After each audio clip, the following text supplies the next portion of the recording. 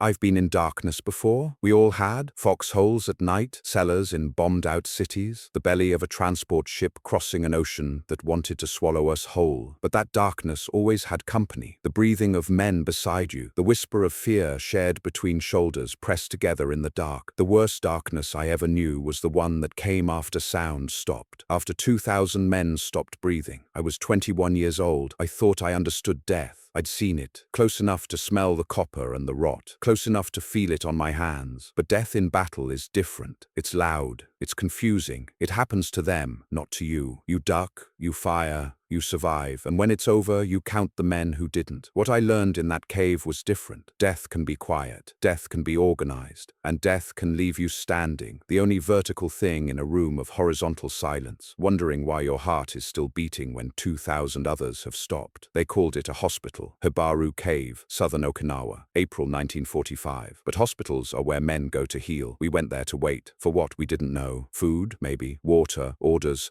Miracles. Instead, we got milk. Brown sugar saved my life. Bitterness killed everyone else. And in the silence that followed, in that terrible, complete, suffocating silence, I became the last man in the bunker. The last man in a cave full of corpses. The last man who heard what I heard. The last man who knows. This is what I remember. The shrapnel hit me at Maida in Uriso, April 28th. I remember the date because it was 3 days before my friend Takeshi stopped screaming. 3 days before the medics found enough morphine to make him quiet. 3 days before he died anyway. The wound wasn't clean. Nothing on Okinawa was clean. The Americans had been shelling us for weeks, and the rain turned the earth to soup. Red soup. When I fell into mud that was half dirt, half blood, half something else I didn't want to think about. Math doesn't work right in war. Everything adds up to more than it should. They carried me on a stretcher. 2 men I didn't know. Younger than me maybe, though everyone looked young then, or old. We aged out of sequence in those days. I watched the sky move above me. Grey, always grey. The smoke from burning cane fields, mixed with the smoke from burning tanks, mixed with the smoke from burning men. And somewhere in that chemical sunset I lost consciousness. I woke in darkness. Not the darkness of night, but the darkness of earth, stone. The cave opened before me like a mouth, and they carried me down its throat. 50 meters deep, they said. Maybe more. Distance becomes strange underground.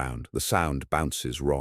Time pools in the low places. The cave was already full. I mean full. Bodies. No, not bodies, not yet. Wounded men stacked in rows like cordwood, like rice sacks in a warehouse, shoulder to shoulder, head to feet, bleeding into each other's space because space had run out days ago. The smell hit me before my eyes adjusted. Gangrene, dysentery, iodine, and pus and fear sweat, and the particular rot of wounds going septic in tropical heat. They put me in the back row, the farthest from the entrance, the farthest from air, the farthest from hope. "You're lucky," someone whispered. "Back here the Americans won't find you first." I didn't feel lucky. I lay on stone worn smooth by water, by time, by the weight of other men who'd lain there before me and would never lie anywhere again. My neighbor to the left had no legs. My neighbor to the right kept calling for his mother in a language I didn't recognize. Delirium, maybe, or dialect, or the private vocabulary of pain. Above me, the stone ceiling wept. Water, condensation, the breath of 2,000 men rising and condensing and falling back down. Drip, drip, drip. At first I counted the drops. Then I stopped. Numbers that high don't comfort. They suffocate. A nurse moved through the rows. Not a real nurse. A student, maybe 16 years old, with hands that shook when she changed bandages. She had 6 rolls of gauze for 2,000 men. She tore them into strips, smaller. Eventually just pieces of cloth held against wounds that needed surgery, antibiotics, miracles. "How long have you been here?" I asked her. She looked at me like I'd asked what year it was. "What a century." "I don't remember," she said. Time pools in the low places. Day 1, they gave us water, half a canteen cup each, warm, tasting of rust and the metallic tang of the jerry cans it came from. I drank it slowly, holding each sip in my mouth, feeling it coat my tongue before swallowing, making it last, making it mean something. The water was brown, not the clear brown of tea or the dark brown of coffee, but the muddy brown of earth mixed with rain, mixed with something organic. I didn't ask what. In war, you learn not to ask about the source of things that keep you alive. You just drink, you just eat, you just survive. I held that half cup for 20 minutes. Sipped, waited, sipped, each mouthful measured, deliberate, precious. The man beside me, the one who still had legs then, gulped his down in 3 swallows. I watched his throat work. I watched him drain his cup. I watched him lick the rim for drops. "You'll regret that tomorrow," I told him. He shrugged. Tomorrow I'll be dead anyway. He was wrong about the timing. It took 3 days. Day 2, they gave us nothing. No water, no food, no explanation. Just the sound of boots passing by the cave entrance, going somewhere else, doing something else, fighting some other battle that mattered more than ours. The whispers started then, not all at once, gradually, like a tide coming in. Someone 3 rows forward said the supply line was cut. Someone 5 rows back said the Americans had tanks on the road. Someone near the entrance said he'd heard small arms fire. Close, getting closer. Someone behind me said we'd been forgotten. I believed him. When you're wounded, when you're underground, when you're surrounded by other men who are dying in increments, you become sensitized to rumors. Every whisper carries weight. Every theory sounds plausible. The truth doesn't matter anymore. Only the story you tell yourself to make it through the next hour. The Americans are coming. We'll be rescued. We'll be executed. The Emperor has ordered a counterattack. The Emperor has fled. The war is over. The war will never be over. All of it is true. None of it is true. What's the difference in the dark? Hunger has a sound. Your stomach doesn't just growl. That's the easy part, the beginning. Real hunger clicks. Your jaw clicks when you swallow nothing. Your joints click when you try to move on, muscles eating themselves. Your thoughts click from one desperate idea to another, searching, finding nothing. On the first day of real hunger, you think about food, specific foods, rice, fish, the miso soup your mother made, with tofu that melted on your tongue. You remember meals in detail so precise it borders on hallucination. The texture, the temperature, the way certain foods felt going down. The second day, you stop thinking about food. Your body has given up asking. Instead, you think about water. Your mouth becomes a desert. Your tongue swells. Cracks appear on your lips that bleed when you try to lick them. And the blood tastes like copper, like metal, like the cave itself seeping into your body. The third day, you stop thinking at all. That's when the real hunger begins. The hunger that's not in your stomach, but in your bones, in your cells, in the spaces between thoughts. Your body starts consuming itself, muscle first, then organ tissue, then whatever else it can find to burn for one more hour of living. I watched it happen to the men around me, faces collapsing inward, eye sockets deepening, skin pulled tight across skulls until everyone looked like death masks of themselves. We were becoming corpses by degrees, dying by subtraction, losing pieces of ourselves to the mathematics of starvation. The man to my left, the one with no legs, died on day 2. I didn't notice at first. He'd been so quiet already, so still. But there's a difference between the stillness of sleep and the stillness of death. Sleep has breath. Death has weight. A body that's stopped becomes heavier somehow, as if gravity increases the moment the spirit leaves. They didn't remove him. No one came to remove anyone. I lay beside him for another day, then another. His smell changed. Subtle at first, then obvious, then overwhelming. But what could I do? I couldn't move. My wound had seized up, the muscle frozen with infection and blood loss and immobility. The cave was full. There was nowhere to go, so I turned my head, faced the other direction, breathed through my mouth, and listened. Oh, the listening. In darkness that is complete, sound becomes everything. The moans, the prayers, the crying, the bargaining with God, with mothers, with sergeants, with anyone who might be listening. Some men cursed, some men sang, some men confessed things I won't repeat, things they'd done, things they'd failed to do, things that haunted them more than shrapnel ever could. One man recited poetry over and over, the same poem. I never learned his name, but I memorized his words. Something about cherry blossoms, about falling before they fade, about honor in the descent. He stopped mid-verse on day 3, just stopped. The silence where his voice had been was louder than the words. Day 3 brought rumors. Food was coming, a supply drop, a convoy. Relief forces were breaking through. The Emperor himself had ordered our rescue. I didn't believe the rumors, but I listened anyway. Hope is a muscle. You exercise it even when it's broken. Then,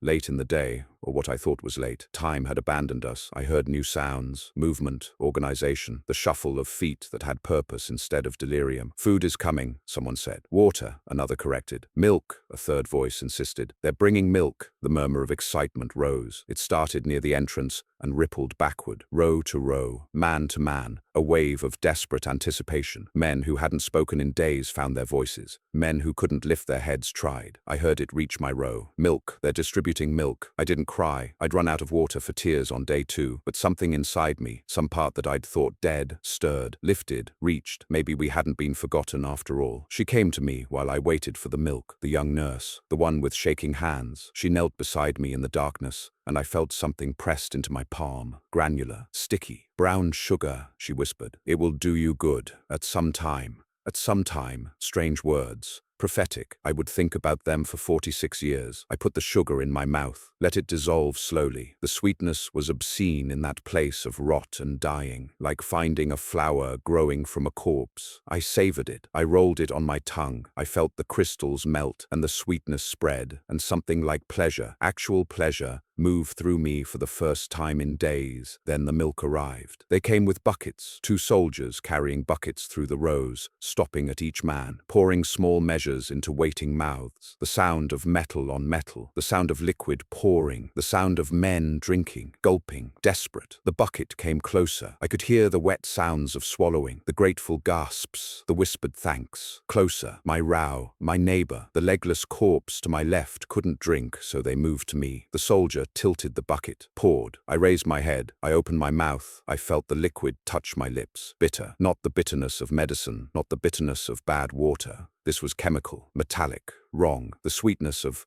the brown sugar was still on my tongue, and the bitterness hit it like acid on sugar. A reaction, a warning. I didn't swallow. I held the liquid in my mouth. I felt it coat my teeth, my gums. I felt the wrongness of it seep into every nerve. Then I spat, turned my head and spat and kept spitting until my mouth was empty and my throat convulsed, and the bitterness was out, out, out. "Poison!" I shouted. "This is poison! We're being poisoned!" The soldier moved on, didn't pause, didn't react, just moved to the next man, poured, moved on. "Stop!" I screamed. "It's poison. Don't drink it." But they drank, all of them, every man in every row. They drank because they were dying already, and even poisoned water seemed better than dying of thirst. They drank because they trusted, because they believed, because what else was there to do? They drank, and they died. Not immediately, not dramatically. There was no convulsing, no foam, no theatrical dying. It was quiet, professional. The moaning just decreased, like someone turning down a radio, volume dropping, voices fading, one by one by one. I listened to them go. The man who recited poetry, silent. The man who prayed in 3 languages, silent. The man who'd screamed for his mother, silent. Silence, silence, silence. The dripping water was suddenly the loudest thing in the cave. Drip, drip, drip. Each drop echoing in a space that had held 2,000 breathing men and now held one. Just one. Me. I don't know how long.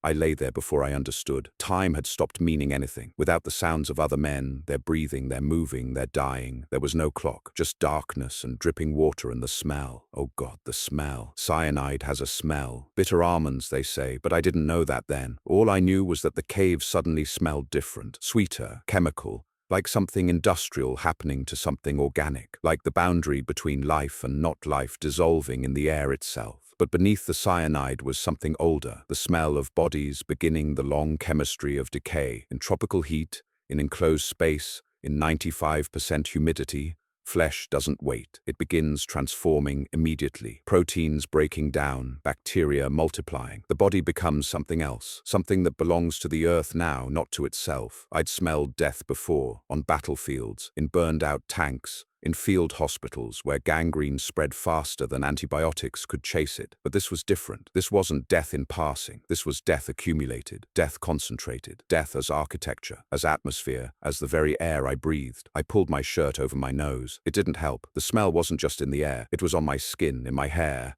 coating the inside of my mouth. I was breathing corpses, absorbing them, becoming part of the chemical equation. 2,000 bodies don't cool evenly. Some were already cold, the ones who'd been dying before the milk came. Some were still warm. I could feel the heat radiating from the corpse beside me, feel it fade, feel the temperature of death spreading outward like frost, like winter coming in summer, like the opposite of life spreading through the cave in slow degrees. I didn't move. I couldn't. Partly the wound, partly terror, partly something else, some animal instinct that said, play dead, don't draw attention, don't be noticed, don't be next. So I lay there, hours, days, I don't know. The cave became a cathedral of corpses. That's how I thought of it. The stone ceiling arching overhead like a vaulted ceiling, the rows of bodies like pews. The silence is like the silence of prayer, but there was no God there. Or if there was, he'd stopped listening. My thoughts became strange. In that darkness, alone with the dead, I started seeing things that weren't there. Or maybe they were there. Maybe death makes things visible that life hides. I saw shadows moving, heard whispers that might have been water, might have been ghosts, might have been my sanity breaking apart. Hallucinations, the doctors would call them later. Trauma-induced psychosis. The brain's desperate attempt to create companionship ship in absolute isolation. But that's the language of diagnosis, of distance, of people who weren't there. In the moment, the shadows were real, the whispers were real, the sense of being watched by 2,000 pairs of eyes that no longer worked was absolutely terrifyingly real. I saw the legless man sit up, turn his head, look at me with eyes that had gone milky in death. He opened his mouth. I swear he opened his mouth. And something that wasn't quite sound came out. Not a word, not a voice. Just the sense of communication, of message, of the dead trying to tell me something I couldn't understand. I closed my eyes. I opened them. He was horizontal again, still, cold, but I'd seen it. I know I've seen it, or I'd finally broken. In darkness that is complete, how do you tell the difference? I counted bodies. I tried to. Started at one end of my row and worked across. 1, 2, 3. Lost track somewhere around 40. Started over. 1, 2, 3. Lost track again. The numbers became meaningless. The individual dead became mass. It became a landscape. Became the walls of my prison. I tried to remember their names. The ones I'd known. The soldiers from my unit. Takeshi. He'd died before the milk. Before the poison. Back when death still came from wounds instead of mercy. Hiro. Kenji. Others. Faces I'd shared rations with. Voices I'd heard complaining about officers, about weather, about the Americans, about the war that wouldn't end. But in the dark, I couldn't remember their faces, couldn't separate one memory from another. They all blurred together into one generic soldier, one universal dead man. That's when I started talking to them. I know, madness, but what else was there? I apologized to all of them for surviving, for not warning them fast enough, for spitting out the poison while they swallowed it, for the brown sugar that saved me and the bitterness that killed them. I asked questions. Why me? Why not me? What's the difference between a dead man and a living one when both are lying still in the dark? Sometimes I thought I heard answers, not words, just knowing, the sense that they didn't blame me, or maybe they did. Maybe the dead are beyond blame, beyond anything we can understand. The water kept dripping, drip, drip, drip. I began to wonder if I was dead too, if I died with them and just didn't know it yet, if this darkness and this silence and this terrible aloneness was what came after, if hell wasn't fire and demons but just this, forever this. Then I heard voices, real voices, living voices, American voices, footsteps at the cave entrance, flashlight beams cutting through the dark like knives, shouts, commands, the clatter of equipment. They found me there, lying in the back row, surrounded by 2,000 corpses, coated in the fluid of decay, barely breathing. "Jesus Christ," one of them said. "There's one alive." "How?" another asked. I didn't answer, couldn't. My voice had disappeared somewhere in the silence. They carried me out, into light so bright it felt like knives in my eyes, into air so fresh it burned my lungs, into a world that was still happening, still continuing, still spinning, despite the fact that 2,000 men had stopped. I looked back once, just once, saw the cave mouth, saw the darkness inside, saw what I'd survived, and somewhere in that moment I understood I would never really leave. Part of me would always be in that back row, lying beside corpses, listening to silence, trying to understand why death had passed me by. They put me in a hospital, a real one, with beds and medicine and nurses who didn't shake. They cleaned my wounds, fed me, gave me water that didn't taste like rust or death or bitter almonds. I didn't speak for 3 weeks, couldn't. The words were there, locked inside, but my throat had closed, as if silence had become my natural state and sound was the foreign thing, as if I'd absorbed so much silence in that cave that it had filled me completely, leaving no room for voice. The doctors tried everything, encouraged me to talk, asked gentle questions, leave me alone. Nothing worked. I lay in a clean bed, in a building with windows, surrounded by living people, and I couldn't make a sound. A nurse, older than the girl in the cave, more weathered, sat beside me one afternoon. She didn't speak, just sat. After an hour, she said, "It's okay not to talk. Sometimes silence is the only honest response to what you've seen." I wanted to thank her, couldn't, just met her eyes and hoped she understood. When I finally spoke, it was to scream. The nightmares came every night, still do. I'm back in the cave. The milk is coming. I shout poison, but no sound emerges. I watch them drink, watch them die, watch the silence spread like disease. Sometimes I drink too, feel the bitterness slide down my throat, feel death approaching from the inside, wake up choking, gasping, tasting almonds. Or worse, sometimes I dream I save them. I shout loud enough. They hear me. They spit out the poison. All 2,000 men survive. We walk out together into the sunlight. And then I wake up and remember the truth. And the grief is fresh again, sharp again, immediate as the day it happened. The doctors asked me what happened. I told them. They wrote it down, filed it away, moved on to the next patient, the next wound, the next war story. in a war full of stories. They gave me pills for nightmares. They didn't work. They gave me counseling. It didn't work. They gave me time. Time doesn't work either. The guilt, that's what they don't tell you about surviving. Everyone congratulates you. You made it. You're alive. Lucky you. But luck feels like theft when everyone else is dead. Like I stole their heartbeats, their breaths, their futures, like I'm living on borrowed time that belonged to 2,000 other men. Why did the nurse give me brown sugar? I've asked this question 10,000 times. In the hospital, in the decades after, in the middle of the night when sleep won't come. Why that moment? Why me? Was it intentional? Did she know what was coming? Did she choose to save me specifically? Or was it random kindness? A sweet gesture that happened to save my life by accident? I'll never know. She disappeared. I never learned her name, never saw her again after that moment in the dark when she pressed sugar into my palm and whispered, "It will do you good." At some time, the most prophetic words ever spoken to me. At some time, not now, not at the moment, but later, when bitterness comes, when death comes disguised as mercy. At some time, I've asked these questions for 75 years. No answers come. For 46 years, I didn't tell the story, not the real story, not the milk, the poison, the silence. I told people I'd been wounded, evacuated, that was all. The truth stayed locked inside like a corpse in a cave, sealed away, forbidden. But secrets rot too. In 1991, I finally spoke, publicly, told what I'd seen, what I'd survived, what haunted me. The response was anger, disbelief. I hate mail, phone calls accusing me of lies, of dishonor, of betraying my country's memory. How could Japanese soldiers poison Japanese soldiers? Impossible, unthinkable, a lie. But I was there. I tasted the bitterness, heard the silence, counted the corpses in the dark. And I know that history is full of things we'd rather not believe. That war creates situations where murder wears the mask of mercy. That sometimes the enemy isn't across the line. It's behind you, in command, making calculations about acceptable losses and strategic necessities. 2,000 wounded men were a liability. Mouths to feed, bodies to defend, witnesses to failure. One bucket of poisoned milk solved the problem. Efficient, quiet, final. I understand it now. I don't forgive it, but